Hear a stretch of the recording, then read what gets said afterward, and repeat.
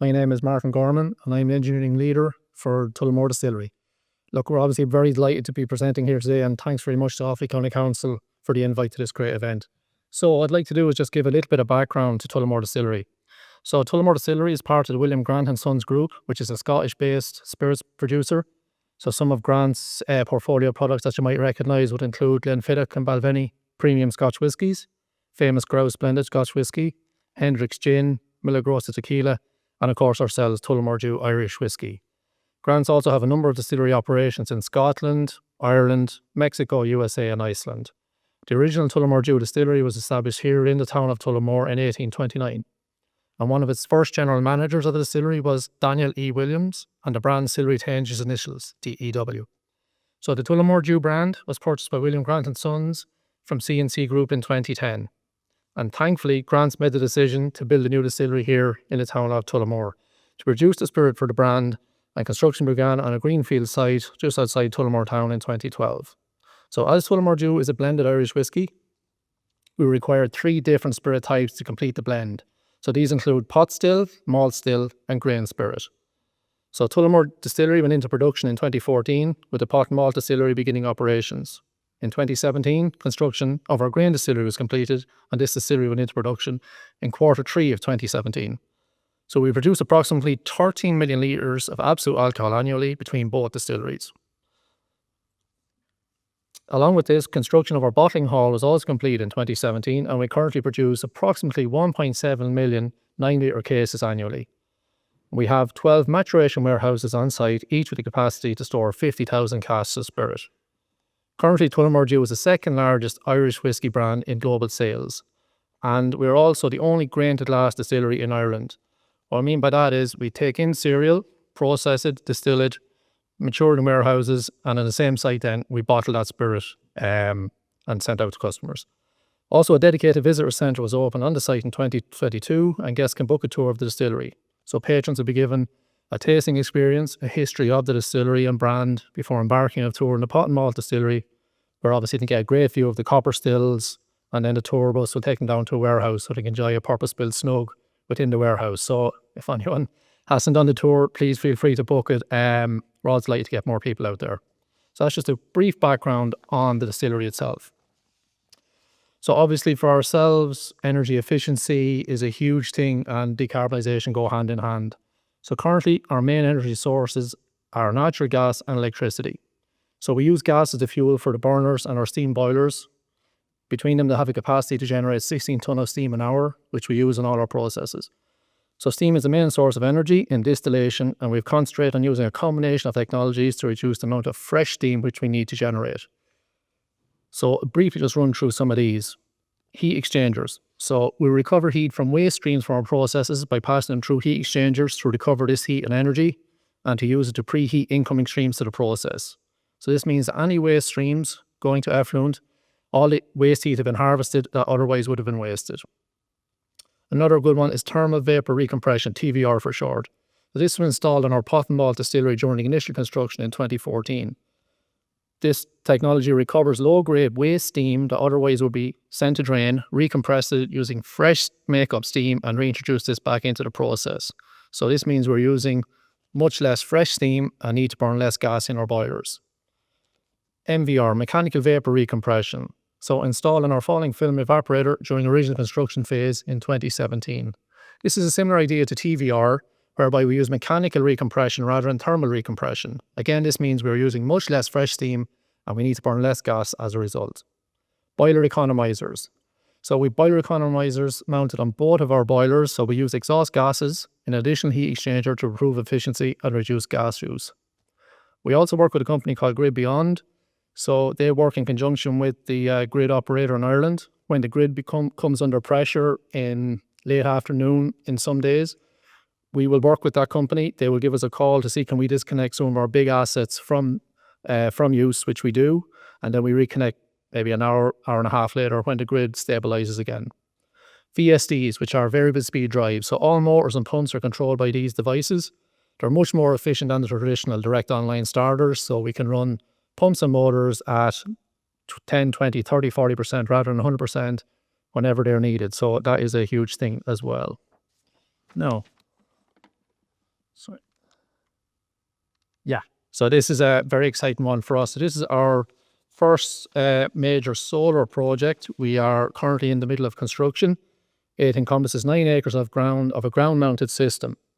Now, what this will do when operational, it'll produce 30% of our requirement and circa 750,000 kgs of CO2 removed as a result. We are, as I said, we're on schedule at the moment to come online in late August, early September. This will be a really, really exciting for us. It's the first solar project in the grants company. So everyone's watching us really closely to see how we will utilise this asset. Yeah, very exciting for us. Another big area that we have really concentrated on is water. So just to give you some high numbers, in 2019, our daily average water usage was 1,000 metre cube per day for the site, not going across both distilleries, CIP, which is cleaning of the plant, bottling demand, etc., etc. So we're running at about 1,000 metres cube per day. So fast forward then to 2024, we have reduced that to 550 cubic metres per day. How do we do this? Through a combination of water recovery. So we have our SUDS pond, which is a sustainable drainage system, which is a pond that is, it's a drainage system beside our warehouses. In the event of a fire, it's used to retain fire water, which we hope never happens. I hope to never see that happen, but we're actually using it now as a system of harvesting rainwater.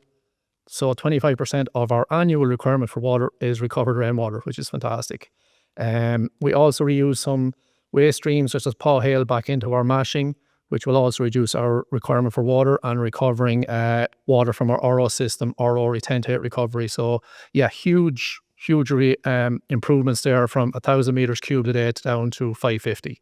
So that was yeah, very good. So just moving on to further improvements which we have made. LPHW, so that stands for low pressure hot water heating system. So we installed this in our bottling hall in 2023. So basically, we're using waste streams from our distillery to heat our bottling hall. FGR and gas boilers, that's flue gas recirculation. So similar to your exhaust gas recirculation on a car, we extract some of the flue gas from the back of the boilers and send it back into the combustion chamber and reuse it. It does two things. It improves the efficiency of the boiler and it also reduces our NOx emissions, which is very good. Ceramic coating on copper stills. So yeah, it was last year we applied a copper coating, so it's a high-tech copper coating. Something similar to technology you might think of the space shuttle. So basically, we coated the bottom of our copper stills, which retains the heat inside. Now you can actually touch the ceramic coating while the still is running. We haven't let anyone do it. I have tested it, but it's a very nice project. And also LED lighting site-wide. So we've installed LED lighting right across the site with motion-activated sensors. Biodiversity. So we have our biodiversity plan in conjunction with Offaly County Council.